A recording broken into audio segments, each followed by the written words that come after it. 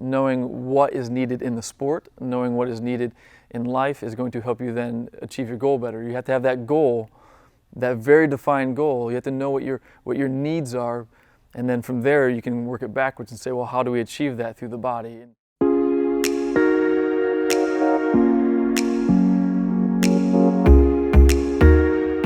Hi, my name is Dustin. I'm a coach and a chiropractor here at Empowered Sports Club.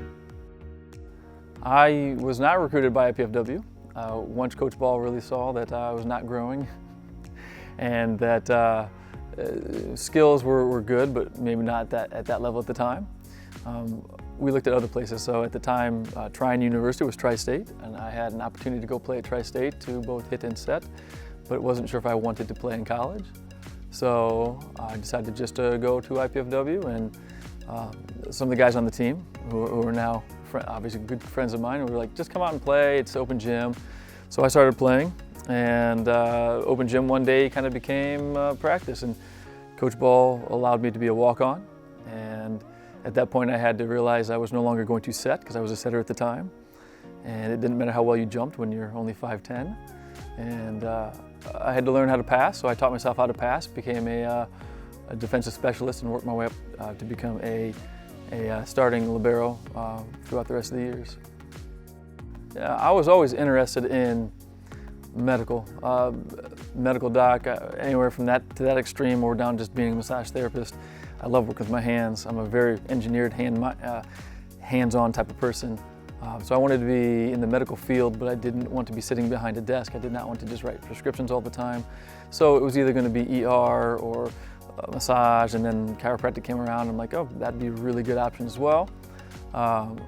So I looked into it, and I shadowed some chiropractors, and realized that it's a field that I really was passionate about. I got injured really bad my sophomore year, in between my freshman and sophomore year, and after doing a lot of physical therapy, a lot of epidurals, just everything that they could possibly do for me, I asked, could I please go to a chiropractor? It's what I wanted to be at the time, and it added a lot of help. It added a lot of help and kind of reconfirmed it was what I wanted to do, and it also helped to dictate the direction of which I wanted to become a chiropractor, the way I wanted to operate my practice. I'm very technically minded, whether it's with coaching, whether it's chiropractic, so I can take the knowledge I have on the body, and we can learn to use our skills in a way that benefits our body, and use our body in a way that benefits our skills. So why not do something that's safer on your body, which is also almost always going to make you more functionally better at your sport. And when you have that knowledge of which muscles or which techniques are better, it allows you to become more efficient. And again, if we can do it safer and more efficient, isn't that the goal? If it's something that we can do from a training standpoint prior to step on the court, if we can do so in a safer way, if we can do so in a way that's more functional, it's only going to develop the players quicker. One of the biggest problems we have is time off the court from injury. So if we can lessen the chance of injuries, we can then train more efficiently, and we can concentrate more on skill-based stuff versus, well, let's make sure that we're also just not getting injured. When you're on the court, well, the things that will also make you safer are going to make you better at your sport. So we can develop drills, or we can develop punishments is a big thing for me. You know, a lot of times punishments are things like burpees. I'm known here as the anti-burpee guy because the way we do them, the way we utilize them are very dangerous. It can be done safely, but not when you're fatigued. A burpee is very, very necessary if you do it correctly. It's how we get off the floor when we dive. So we don't want to not do them, but if you do them repetitively through a punishment, too many times it becomes, well, we're training poorly, so when you get up off the floor from a dive, you now will do so in a way with bad form.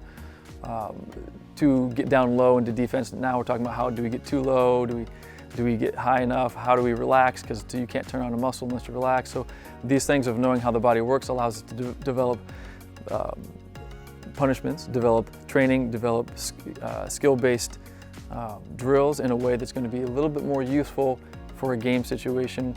Knowing what is needed in the sport, knowing what is needed in life is going to help you then achieve your goal better. You have to have that goal, that very defined goal. You have to know what your needs are, and then from there you can work it backwards and say, well, how do we achieve that through the body?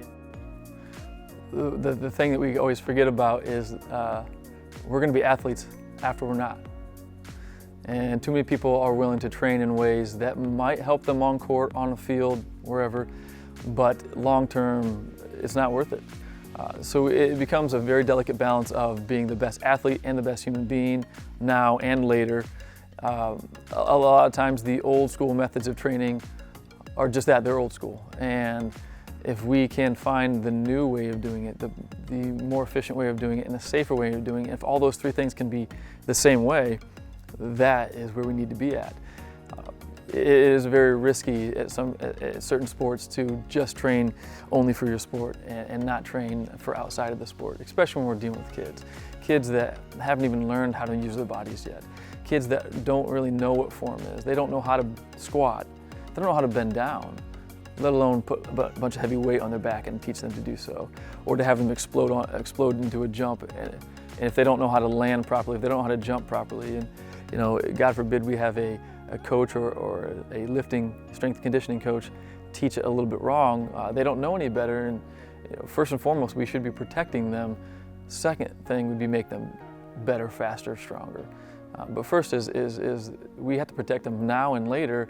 And if we can do so in a way that's going to make them faster and stronger and better, then that is definitely the goal.